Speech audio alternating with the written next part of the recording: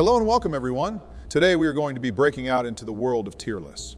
Tier lists? Aren't we supposed to be filming Oblivion episode 2? You dare deny the people their regularly scheduled program? Well, Donnie, we received a Discord message from the editor as follows. Since Donald bought everyone new mics and didn't tell me, I have to recalibrate our audio settings, so episode 2 will come in the following weeks, end quote. Oh yeah, thanks for the new headset, Daddy Trump. Gross Joe, never call me that. And in my defense, the viewers recommended we increase our voice qualities, so I got nothing but the absolute best.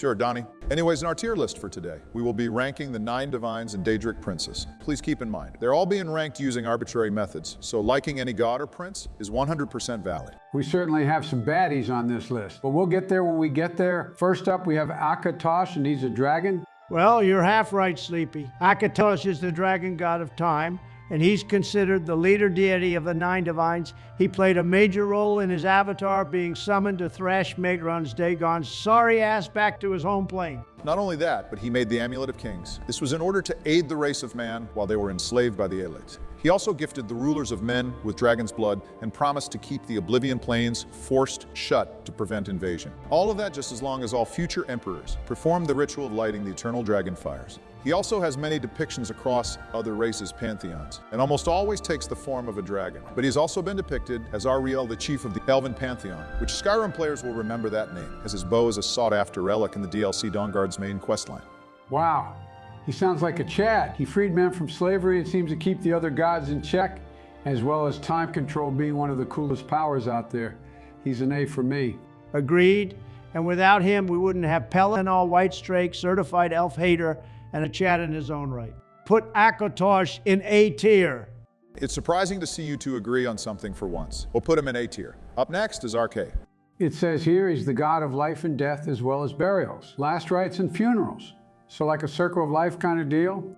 Pretty much, Joe. Although besides that and the fact his followers hate necromancy and soul magic, such as soul gems, that's all the depth this divine is given. That's true. While he is only ever mentioned in-game, his priests are involved in side quests. His overall depth is a bit lacking in terms of relevance, but he holds some importance in the many funeral traditions across the many races. So I think for that, he should be in B tier. Nah, Barry, that's cap. I think C tier is a better spot for middle-of-the-road entries. This ain't no IGN ranking where anything below a 7 is bad. C is a respectable, albeit unremarkable tier. You're scaring me today, Joe. Did you take your meds? You're actually starting to make some sense. Okay then, while you two make out in a corner, I'll compromise and put him in C tier. You know a lot about dudes making out. Go ask Michael. Really, Donald, at least I don't stick my baby carrot in Botox-filled Barbie dolls. Fellas, cease this bickering and focus up. We are approaching baddie territory with these next few entries, so you both make up and let's continue. Fine. Good. Now up next is Debella Homina Homina Homina. I mean, the goddess of beauty and love. Facts, Joe. Those Debella statues in Skyrim are gorgeous. I'm thinking B tier. Same here. Well, she has a similar problem to RK, and since this is a problem I have with a lot of the divines, I'll just call it lacking additional substance. Her domains of the arts and music are unique, but what pushes her a tad out of C and into B is her concept of love. It being more either a physical attraction or of a non-committal love, such as friendship, which is a mirrored version of the divine, Mara's love, who we'll get to in a bit. But with her looks and feminine aura, she's an A in my book. Joe, I get where you're coming from, but you gotta stop thinking with your downstairs head. No amount of debauchery can save you from lack of lore. All right, I'll pull myself together. Okay, I'm just gonna move on. Next on the list is Julianos, divine of wisdom and logic. He's just a nerd emoji. All he's done is introduce the concepts of math, literature, and history. I don't want to have to do homework just to appease a god for magical power. Donnie, I'm only half lucid most of the time, and even I know those things are hell important. While I admit he falls into the lack of lore category. He has his place if you want to roleplay a divine mage or priest. A little fun fact, he is named after a programmer who was part of the original creators and is often referred to as the father of the Elder Scrolls series, which is why I'm putting him no lower than C tier. All right. I didn't know I was surrounded by nerds. Bruh. We are making a fantasy gods tier list. We are all nerds. Well said, Joe. Up next is Kainereth, goddess of nature. While she seems like the C tiers at first, but she is tied to the nature of Tamriel, a continent that's teeming with nature of all forms. And since her influence on the world is more direct, By using nature and wildlife as a catalyst, she must scrape by to B tier. Wow, Joe. What a well-orchestrated and articulated argument. I guess a broken clock can be right twice a day. Well, if there's one thing I'm passionate about, that would be nature. More specifically, squirrels. It's mostly because of my Chatter Fang deck I have for Magic the Gathering. Are we just going to brush by the fact you're the goddamn president of the United States? But squirrels are more important because of a trading card game. I don't have the strength to care at the moment, so next up is Mara, and I think she's an easy A tier. Yes, Sir Barry, a true paragon maiden. She fills the healer stereotype of divine magic by focusing on restoration, and she represents compassion, parenthood, and familial bonds. Contrary to the fake news media, but I respect women, especially the ones who protect such traditional values. Aren't you the guy that's been married like 3 different times? Zip it, you shambler. Don't make me cast turn undead on you.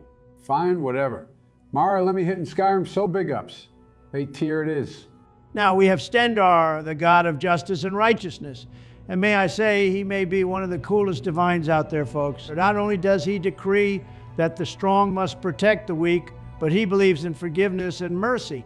Now, if only Stendar would have witnessed one of the witch hunt trials the crooked left put me through, it would have taken him 5 minutes to see through those shams. No comment. Stendar has some of the coolest world lore, as opposed to some of the other divines. He has spawned some interesting orders like the Vigilance of Stendar and the Crusader Knights. Both offer healing services and protection, as well as seek out and purge all kinds of evil creatures, from Daedra to vampires, undead, to cultists. They are righteous healers, guardians, and pursuers of justice in all forms. Stendar is a great fit for any aspiring paladins to follow. The Vigilants also play a role in one of my favorite quests of all time, the House of Horrors, in which you and a Vigilant enter an abandoned house in Markarth and uncover it's haunted, due to containing an altar to Malagbal in the basement. Not gonna lie, that quest had me shitting my pants. This was like playing Luigi's Mansion as a kid. Joe, weren't you like 60 years old when that game dropped? I don't want to go back. Too many ghosts, they're everywhere. Gonna... Jesus, Joe, get a grip, man. Huh? What? Where am I? I'm putting Stendar in A tier, as he has some of the dopest factions and philosophies of any divine. That's fine, Barry. Next up is... No, it can't be. But it is. Talos. What else needs to be said? Talos, once known as the mortal Tiber Septim, was the first person ever to unite all the provinces of Tamriel under the banner of an empire. Even the Thalmor fear his power, as they were scared a mortal man was able to ascend to godhood and was receiving enough worship to sit alongside the other 8 divines. If it was an Altmer that did this instead, we'd never hear the end of it. But instead, they outlawed his worship. But real ones won't believe any of that. His domain is that of governance and leadership. His inspiring story of his ascension from man to divine is nothing short of awe-inspiring. We made a Talos tier above everyone just for you, Big E. The final divine in the Imperial Pantheon is Zenithar, god of trade, wealth, and craftsmanship. I wish I had more to say about him, but he falls into the lack of lore category. An interesting tidbit is that he teaches those to not solely work hard for pay, but also for the quality of the piece, thus honoring him through quality of the end product. I also respect his allegiance to the grind set mindset. He also gives his favor to merchants, so his followers include those from the lowest of peasants to the highest of trade lords. And as a fellow businessman, I think even with his lack of in-game presence, B tier works. Nah, Don. We gave Archie and Giuliano shit for similar reasons. He's going in C. Damn it. Fine, Joe, you just don't respect the American dream. Okay, we've wrapped up the 9 divines. Now it's time for the Daedric princes.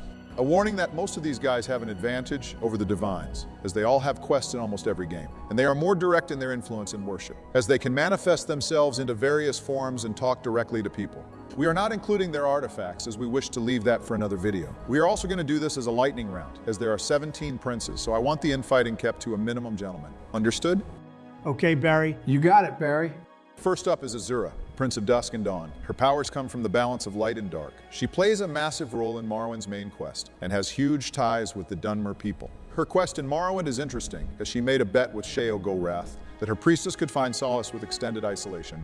He thinks the solitude will drive the priestess mad. He then sends some Daedra after her, and you're tasked to stop them. You can even fail the quest if you disturb the priestess after killing the Daedra. With her main story and side quest quality, it shows that she's an S tier. Next is Boethia, Prince of Deceit, murder, and treachery. She is known to favor those with cunning natures and brute strength, but don't be surprised when she betrays you, as she's probably made you betray someone before. Besides this, she's kind of one note, so I'm thinking D tier. Next up is Clavicus Vile, Prince of Deals and Bargains. He also has a cute dog named Barbas, a Daedra linked to his power. I like how he promises what those who summon him seek, just to pull the rug out from under them. He's truly a twisted trickster, as well as more social than the average Daedra. I think B tier is fair. After that, we have Hermias Mora, Prince of Knowledge and Memory. I love his Lovecraftian design, and he has ties to the Dragonborn DLC as Mirak. The first Dragonborn swore to be his champion so that he could have the power to overthrow the dragons. After being confronted by a dragon priest, Mora pulled Mirak into his realm to save him. His domain of the unknown and unknowable makes him super interesting, so he's going into S tier. After that is Hircine, Prince of the Hunt and Beast Folk. He's more honorable than most Daedra, as he respects the process of the hunt and all of its aspects and roles. He is also seen as the father of man-beasts, as he is worshipped by werewolves, were-boars, were-bears, and other types of were-creatures. Barry also told me he plays a big role as the antagonist of Morrowind's DLC Blood Moon, so I think he has all the makings of an S tier.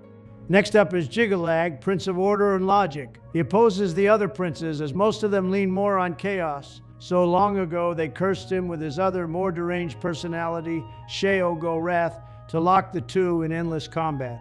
This is reflected in the Shivering Isles DLC, as when the Grey March begins, Jigalag resurfaces, and he and his Knights of Order return at the end of every era.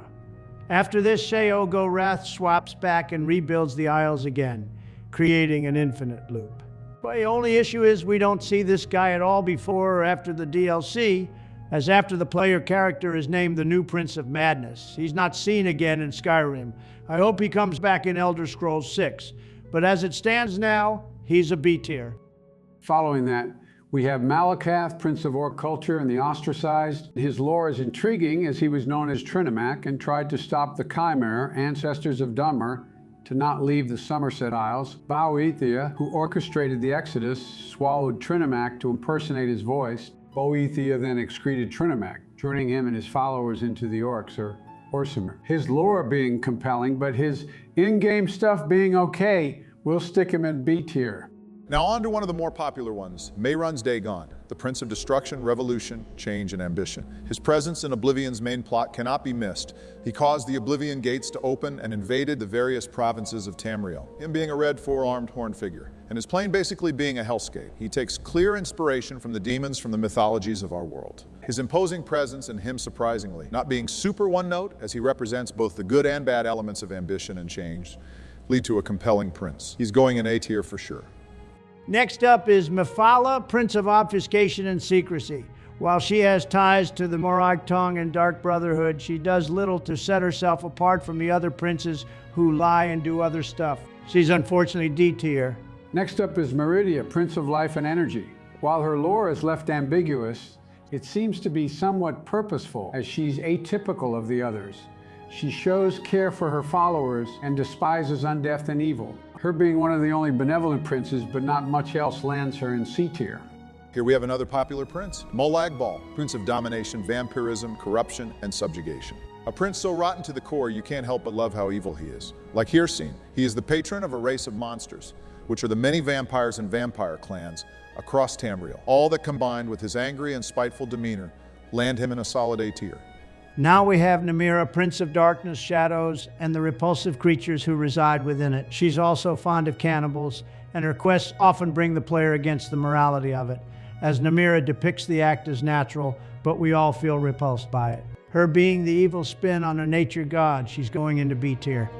After that, we have Nocturnal, the Prince of Darkness, Stealth, and Luck. She has ties with thieves and the Thieves Guilds of Tamriel and focuses on stealth and not assassins like Molag Bal or Mephala. Not to mention her depictions are banging in my book, but I digress. She's also tied to the Nightingales, witches, and various cults. Her presence in the Thieves Guilds in both Oblivion and Skyrim make her an A tier. Next on the list, Periite, Prince of Pestilence and Natural Order. He's one of the few downright evil princes and is considered one of the weakest. However, his strength lies in his ability to cause plagues and diseases all across Tamriel. He's also tasked with managing the lower planes of Oblivion, but not imposing order like Jigalag. He's interesting enough to be in B tier. Now we have sanguine Prince of Revelry and Debauchery. Even though he focuses on the darker side of merriment, he's still far from being malicious or evil. He even has a fun side quest in Skyrim where you party and black out with him and have to later on piece together what happened that night. He's all right, so to C tier, he goes. Now we have the madman himself, Sheogorath, Prince of Madness. He's funny and a trickster that somehow lacks malice for the destruction he causes. He's featured in many amazing quests and is the star of the Shivering Isles DLC. So without repeating what's been mentioned before, he's unsurprisingly S tier. Last but certainly not least, we have Varamina, Prince of Dreams and Nightmares. She's pretty evil, as she often manipulates the dreams of others to psychologically torture them. She also has a big quest in Skyrim, where the town of Dawnstar is plagued with nightmares, and the tower above the town is actually a shrine to her. The player can choose to cleanse the tower or kill their mage friend to obtain the skull artifact. She's interesting enough, so she ends up in C tier. And there we have it. Can you guys live with this tier list? Besides moving a few up or down a tier, it's fine. Yeah, same here. I've read enough lore today to make a Soulsborne fan jealous. Alrighty then, guys. On behalf of the three of us, we want to thank you for watching and to let us know what Divine and/or Prince is your favorite. But with that, have a good morning, evening, or night, and see you all in the next one. Peace out, fellows. Goodbye, guys.